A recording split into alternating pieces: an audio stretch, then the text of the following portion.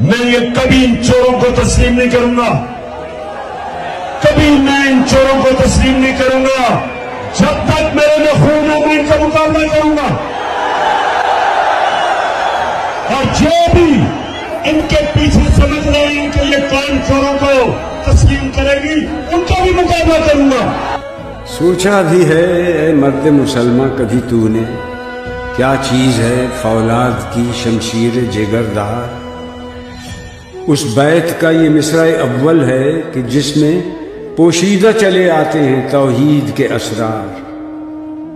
ہے فکر مجھے مصرع ثانی کی زیادہ، اللہ کرے تجھ کو عطا فقر کی تلوار۔ قبضے میں یہ تلوار بھی آ جائے تو مومن یا خالد جاں باز ہے یا حیدر کرار۔